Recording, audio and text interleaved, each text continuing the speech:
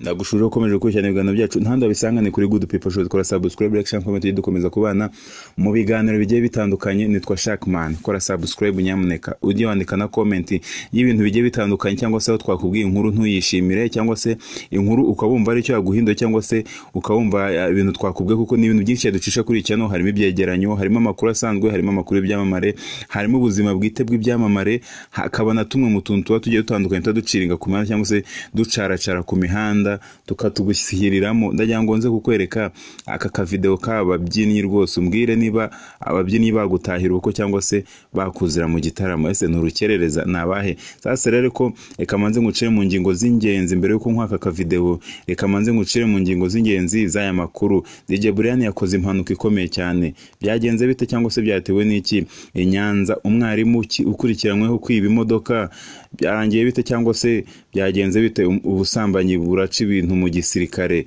cyahe kimeze gite kubera iki ibyo bintu? Sasa rero ni inkuru nyinshi nakwenda nkufitiye. Uwo munsi ndakuzanira abahanzi wamenye mu ndirimbo yamamaye yitwaga Reka Dutigite cyangwa se yitwaga Kigoma, yaririmbiwe Kigoma. Uyu munsi barihe, bangana gute, bakora iki, cyangwa se basigaye baba mu duki tugiye dutandukanye? Ibyo ni ibintu byinshi cyane, amakuru menshi cyane nari nkufitiye kuri uyu munsi. Amakuru ewan twasesenguye kabisa, tugafata inkuru zizewe. Twe ntabwo tujya dupfa gufata inkuru dupfuye kubona, cyangwa se inkuru dutoraguye mu mihanda, ntago arizo tupfa kubazanira. Kandi mukomeze gukonsoma amakuru menshi twagiye dushyira hanze, kuko nyamuneka iyo mutarebye ngo mukore views, ikiganiro kigire views, nurangiza ushyiraho comment, mushyiraho na like, ewan ibintu bica intege cyane. Ndagira ngo ngiye mbabwira ngo nyamuneka mujye mudusapotinga, turi abana banyu natwe. Iyi ni Shaka, uyu ni Shaka Sori muri kumwe, iyi ni Good People Show. Sasa rero amakuru aravuga iki? DJ Brian nabo bari kumwe mu modoka barokotse impanuka ikomeye ubwo bari baturutse mu karere ka Rusizi bagana mu mujyi wa Kigali.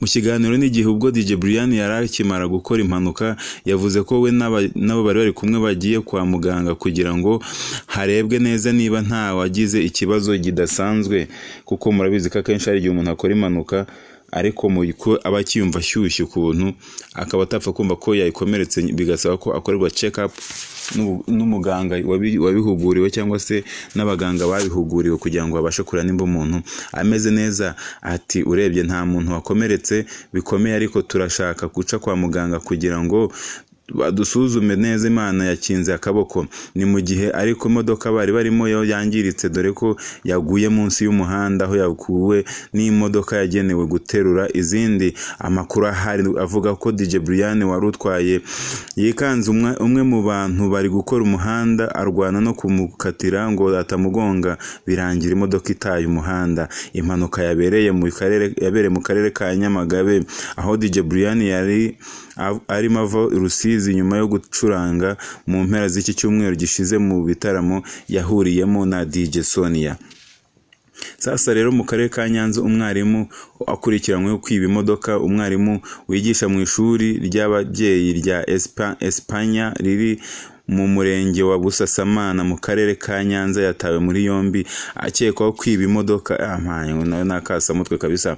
Hashize ibyumweru bibiri Gatarayiha Marcela wigishaga mu ishuri ry'ababyeyi rya Espanya aba atawe muri yombi. Bamwe mu bakoranaga nawe babwiye Umuseke kuri ya mwarimu yari afite indangamuntu maze arayita, biba ngombwa ko ashaka indi. Amakuru avuga ko yaje kubaruza iyo ndangamuntu ku modoka, bivugwa ko yibwa, ari nabwo yaje gutabwa muri yombi. Arafunguye, yaje kurekurwa by'agateganyo, gusa ategekwa ko azajya yitaba ubutabera. Gusa uko kwitaba ntiyabikoze, maze RIB imusanga mu kigo cya Espanya ari naho asanzwe akora, ahita imuta muri yombi. Umuyobozi w'akarere ka Nyanza Ntazinda Erasima yatangaje ko inzego z'ubugenzacyaha muri Nyanza zidafite uriya mwarimu, gusa ataboneka ku kazi. Yagize ati turakomeza gushakisha amakuru dukurikirane cyereka niba yaratawe muri yombi n'ubugenzacyaha bwo mu kandi karere butari Nyanza. Hari amakuru avuga ko uriya mwarimu yaba yaratawe muri yombi na RIB ikorera mu mujyi wa Kigali twagerageje kuvugisha umuvugizi wa RIB mu Rwanda ariko ntibyadushobokeye. Umugabo bita Murangira Bitsiri ariko nzi akunze kuvugisha itangazamakuru byagenze bitera mukomeze mugerageze. Umugabo ntago ajya akunda kwikanza cyangwa se kwiranda cyangwa se kumva kurya sini itangazamakuru. Nzi ko ari umuntu ukunda kwakira itangazamakuru cyane. Sasa rero ubusambanyi buraca ibintu mu ngabo za SADF zagiye kurwanya M23. Ingabo za Afurika y'Epfo zoherejwe muri Repubulika Iharanira Demokarasi ya Kongo kurwanya imitwe yitwaje ziravugwaho imyitwarire mibi irimo ubusinzi n'ubusambanyi. Amasasa rero iby'iyo myitwarire byamenyekanye nyuma y'ibaruwa yinubira iyi myitwarire mibi iheruka kwandikirwa diviziyo ishinzwe ibikorwa bya ziriya ngabo ifite icyicaro gikuru Pretoria ndetse n'ubuyobozi bukuru bw'ingabo za Loni zoherejwe kugarura amahoro muri Congo MONUSCO. Ingabo za SADF zivugwaho imyitwarire mibi n'izikorera Beni mu ntara ya Kivu y'Amajyaruguru. Muri iyo baruwa ingabo za Afurika zishinjwa gutera inda abagore b'Abanyekongo, gusambana hagati yazo ndetse no guta akazi zikajya kwinezeza mu tubari. Amakuru avuga ko hari umwe mu basirikare uheruka kwishyura umwe mu bagore b'Abanyekongo 26,000 by'amaranzi yo kwita ku mwana babyaranye, yirinda ko yamujyana imbere y'amategeko.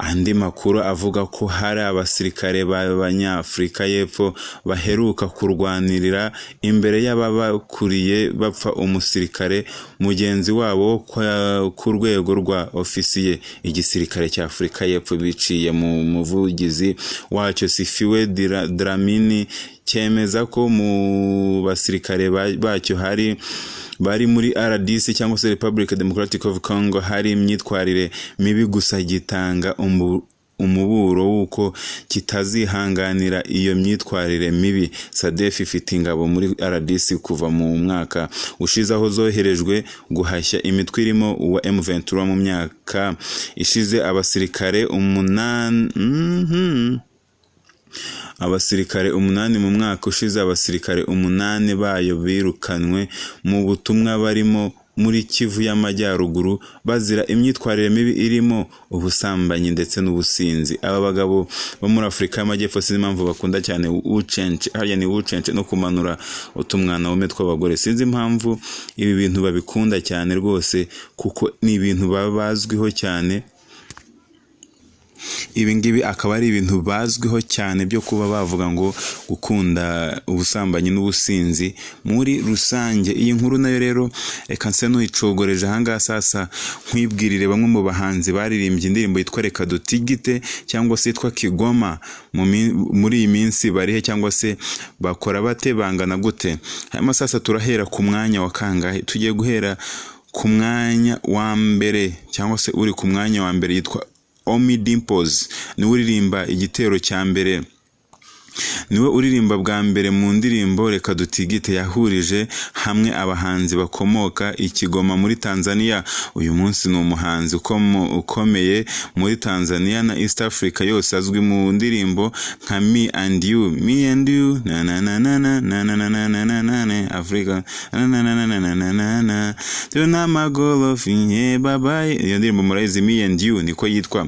Hakaba n'indi yitwa Ni Wewe, hakaba n'iyitwa Ndagushima n'izindi nyinshi cyane. Umugabo akaba ari umuntu ukunda kuririmba mu ndirimbo za kenshi, sometime akunze kuririmbamo ikinyarwanda ukuntu akagihatiza ariko akakiririmba.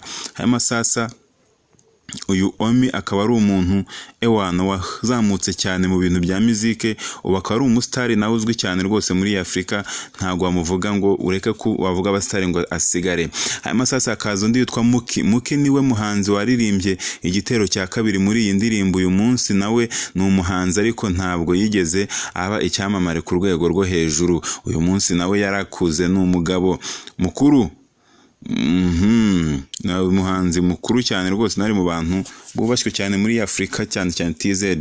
Sasa uri ku muhanzi wa gatatu, uri ku mwanya wa gatatu, so yitwa Abudukiba. Abudukiba rero sasa niwe muhanzi uririmba igitero cya gatatu mu iyi ndirimbo. Abudukiba uyu munsi aracyari umuhanzi, ndetse afite indirimbo zigiye zitandukanye zizwi, zirimo iyo yakoranye na Alikiba yitwa Kidera. Kidera murayizi cyane, indirimbo nayo isa n'iyagafasha rwose mu minsi cyane yashize. Hanyuma hakaba n'undi witwa Shege nawe ni umuntu uzwi cyane, ntago ntari abantu ntari bwirwa ngaruko birenze.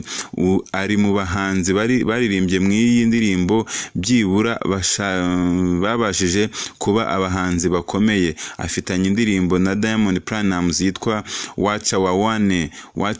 Timore bareke babane, indirimbo ndayizi muri imwe mu ndirimbo ze nziza zamamenyekanye. Aracyari umusani cyangwa se acyari umuhanzi, afite n'izindi nka Kipofu featuring Alikiba, Warete n'izindi. Warete njyewe nayo murayizi, indirimbo nayo yamenyekanye cyane. Sasa tujya ku mwanya wa gatanu, hariho wita Lecho Kizunguzungu. Lecho Kizunguzungu akaba ari umukobwa. Sasa rero ari mu bakobwa batatu baririmbye mu iyi ndirimbo. Uyu munsi ni umugore ukuze, ariko ntabwo yigeze agera ku gasongero k'umuziki wa Tanzania cyangwa East Africa, nubwo uyu munsi akiri umuhanzi. Ariko Lecho ntabwo ari icyamamare mu muziki wa Tanzania, nawe muramuzi cyane, yahimbye indirimbo nyinshi cyane. Mujye kuri nuza YouTube murabasanga. Ku mwanya wa gatandatu hariho wita Mwasiti. Nawe n'undi mukobwa ugaragara muri iyi ndirimbo uyu munsi. Mwasiti ni umuhanzi, ariko ntabwo yigeze agera ku gasongero k'umuziki wa Tanzania cyangwa East Africa. Ntabwo indirimbo ze uyu munsi zizwi cyane, uzisuye ku mbuga ze zigiye zitandukanye nkoranyambaga. Uyu nawe ni umuhanzi witwa Baba Levo nawe ni umuntu uzwi cyane mu muziki wa Tanzania. Uyu nawe ni umuhanzi uri mu iyi ndirimbo. Uyu munsi ni umunyamakuru, aho akorera radio ya Wasafi FM, akaba kandi ari umuhanzi.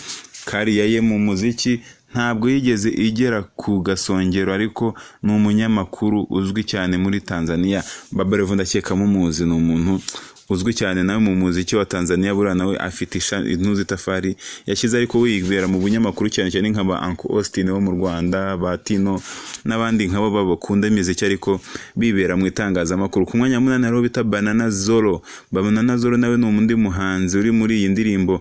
Uyu munsi Banana ni umuhanzi, ariko ntabwo yigeze agera ku gasongero k'umuziki wa Tanzania. Uyu munsi ni umugabo ukuze, ariko ntabwo yigeze aba ikirangirire mu muziki wa Tanzania. Sasa tugiye ku mwanya wa 9 rubita Diamond Platnumz. Ntabwo nakirwa muvuga byinshi. Uyu niwe boss w'abahanzi bose baririmbye muri iyi ndirimbo. Uvuze ko ari we wafatishije kurenza abandi, ntabwo waba ubeshye. Ntabwo ukeneye introduction. Ni umustar, afite amafaranga, afite umugore mwiza, afite byose yakunze arota. Yakuze bundi arota ibintu byo kubaho neza mu buzima buhenze cyane. Ntabwo nakirwa mvuga indirimbo ze. Zitwa Babalao, hari zitwa za Squami, hari zitwa za ni nyinshi ugiye kuzivuga ewana. Ariko muri iyi minsi yafite iri gutwika ni indirimbo yitwa Como Sava cyangwa se Como Sava cyangwa se Comment Sava ewana, ati Sava bien, ni kubundi bahita basubiza Como Sava. Niyo ndirimbo ewana ubu muri iyi minsi yafasha abantu. Ariko hari n'indi nayo yasohoranye n'uwo bita uyu mutipe Jux ya panel, ariko ya ndindi basohoye bishize yitwa Enjoy. Hari indi basohoye nuko ntari kwibuka neza izina rye, ariko uyu ni umustar, ntago nothing to say, nta byinshi namuvugaho kabisa. Ku mwanya wa 10 rero Peter Musechu.